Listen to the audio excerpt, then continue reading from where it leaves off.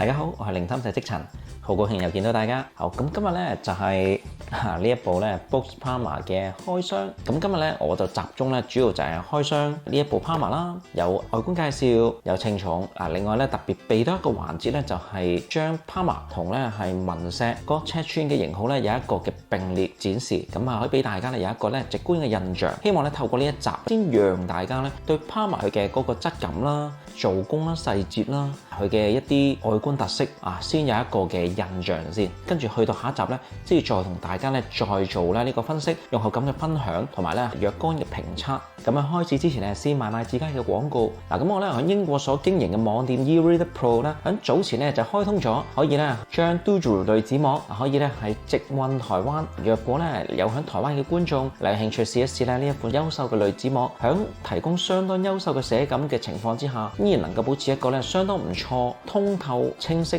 嘅顯示嘅保護貼。試一試響文石嘅型號或者係 iPad 上嘅話咧，我係十分推介呢一款嘅濾紙膜嘅。好，賣完廣告，事不宜遲，去片。好啦，而家大家眼前咧就會見到呢一部 Parma 嘅盒，第一眼見到嘅時候咧都真係好的色啊！咁有個膠膜，咁先為大家擦一擦先啦。好嗱，大家眼前就會見到呢一個盒拆咗個封套咧，我一望咧，呢一個盒係全黑色嘅。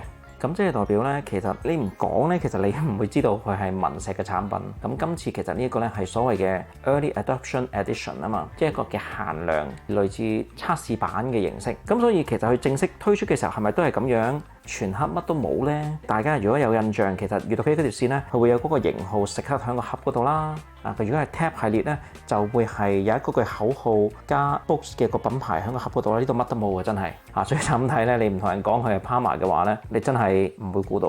咁除咗最後呢一度咧會有個巴曲之外咧，咁就乜都冇啦。好啦，咁事不宜遲，開箱睇一睇啊！咁見到咧呢度咧係 Parma 嘅背脊，咁呢度咧會有個特體嘅鏡頭，咁所以咧呢個盒呢個位置咧都會有一個嘅坑咧貼住嗰個鏡頭位嘅貼合。第一下稱上手唔算墜手嘅，陣間再同大家詳細介紹，睇睇有啲咩配件先啊！呢一個配件盒打開擰轉咧，都一個整合式幾節散喎，個針卡咧係喺背後呢個位置。入邊咧就有原裝充電線，好Type C 頭嘅原裝充電線。咁黑色機身配翻黑色線啊。好，有呢個針卡，入邊就乜都冇嘅，中空嘅。好，另外快速說明書你見到 Parma 嘅 Quick Start Guide。咁今次咧呢個咧佢係用一個接線式嘅處理，繼續係多國語言啦喺呢一度。老規矩，有興趣嘅自己撳停睇啦。各項嘅按鈕同埋盒入邊有嘅嘢。去到繁體中文頁咁安全使用指南另外咧，佢嗰張保修卡咧係整合埋落呢一個 Quick Start Guide嗰度嘅，同閱讀器嗰邊咧係分開處理，有啲唔同啊。好，咁 Parma 原裝盒入邊有嘅配件就係眼前嘅呢三樣嘢啦。好，大家眼前就會見到 Parma 嘅真身，又會見到有個封膠嘅，立即為大家除去。我想講，我一攞上手，背蓋呢一度咧係一個摸落去係非常粗糙、好鞋手嘅觸感嚟嘅喎。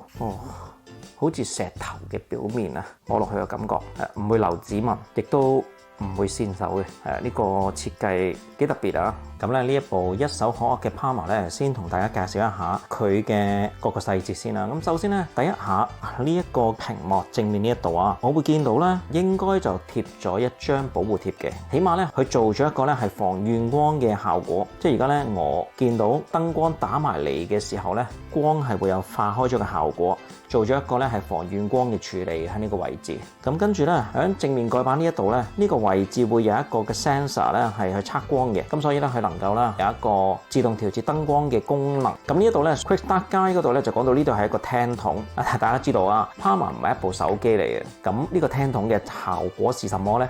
我估計有機會係咧，其實文石設計呢部 Parma 一開始咧係以手機嘅形式去處理嘅。只不過咧，大家要知道咁申請咧，如果真係作為一部電話嘅話咧，喺各國嗰度要發行咧，咁要申請咧電信各方面嘅認證咧，其實就麻煩好多嘅，比起純閲讀器，因為純閲讀器就係一部 Android 嘅裝置啫嘛，所以可能一開始去設定咧，佢係可以打到電話、聽到電話，所以先有呢個聽筒嘅設計，都唔出奇啊！呢個係我嘅估算。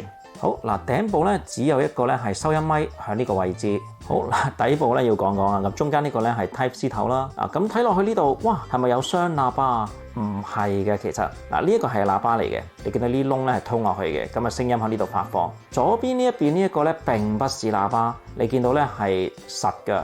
喺呢一個位置最右邊呢一點咧，其實配置咗個收音咪，不過咧文石將佢設計到咧，好似都係喇叭一樣咧，俾你以為係一個雙喇叭，其實並不是。假喇叭收音咪，呢個係真喇叭，呢個係下方嘅設置。好，右側嘅按鍵，呢一個咧係 power 掣，呢度咧係上下音量鍵。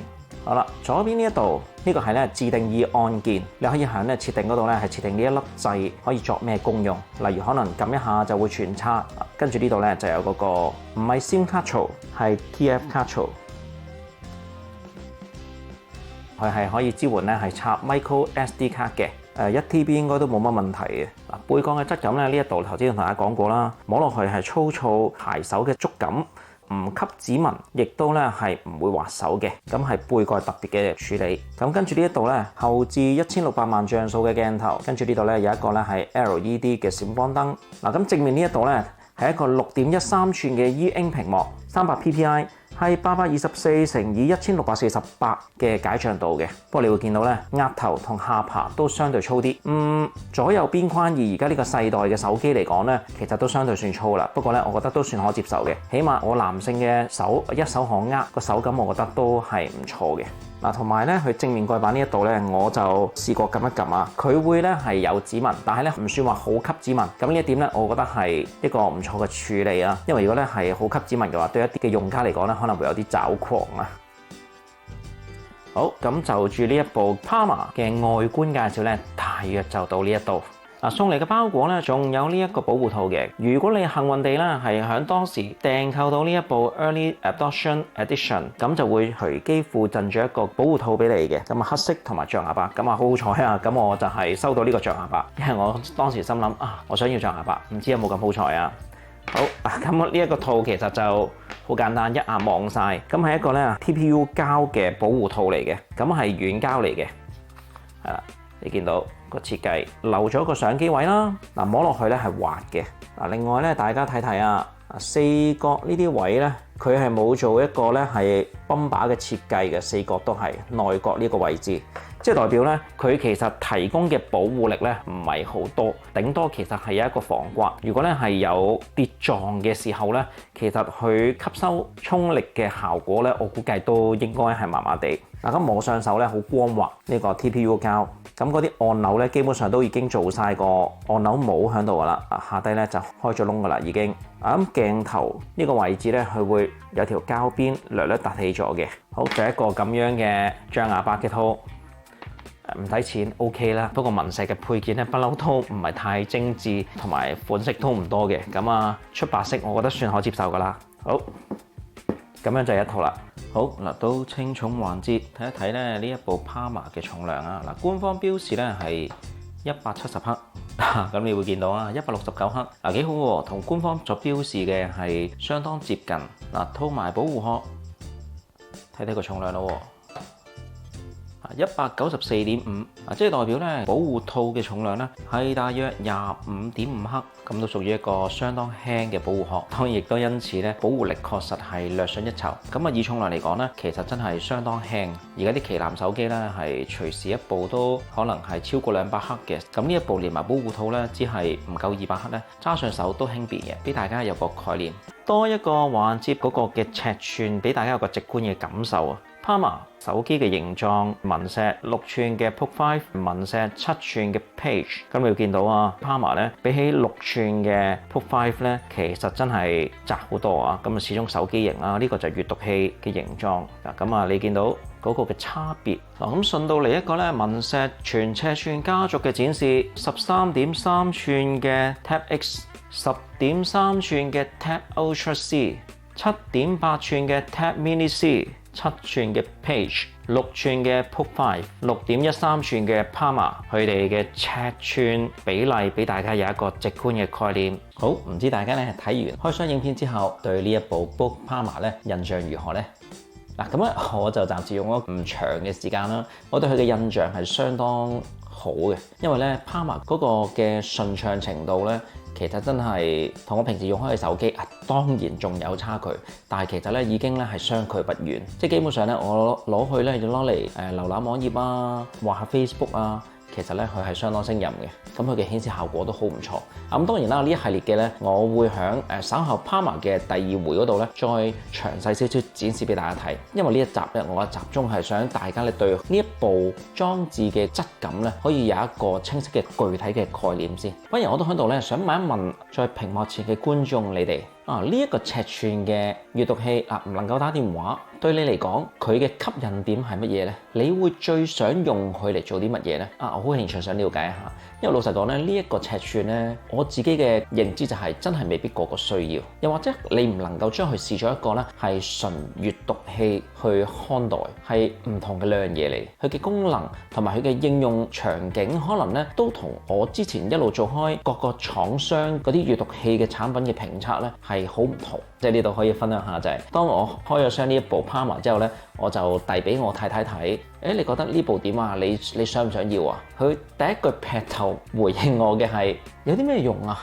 即係呢一度咧，我係想帶俾觀眾咧有一個思考就係，係啊，有新產品，哇，佢可能佢各項嘅配置好強，各樣咁樣，但係可能我哋需要還原基本步咧去思考就係，我係咪真係需要佢？需要一部咧係手機型嘅 E-Ink 閱讀器。如果真係到手呢一部 Palma，我會攞嚟做啲乜嘢呢？我係咪真係用得着呢？佢係帶嚟一啲新嘅嘢俾我啊，定係取代咗我原本已經有嘅裝置嘅一啲嘢呢？即係呢度咧，我都俾大家咧有一個思考位。有新產品咁，梗係想擁有啦。如果你係3C 嘅愛好者、E-Ink 嘅愛好者，但係得物無所用咁就冇意思嘅。我成日都話，我希望每一位咧都能夠咧係找尋到咧最適合你嘅 E-Ink 閱讀器。所以喺呢個位置上咧，一個充滿新鮮感，對我嚟講都係，因為我未用過呢一個尺寸呢一個定位嘅產品，佢帶俾我都幾有新鮮感。我反而都好想了解你哋會點樣呢？所以我都借呢個契機咧，俾大家有一個思考點喺呢段片嘅尾聲。咁啊，歡迎咧你哋可以將諗到嘅，或者假設你會到手呢部 Palma 之後咧，會用嘅方式、場景、估計帶嚟嘅功效你可以喺留言嗰度咧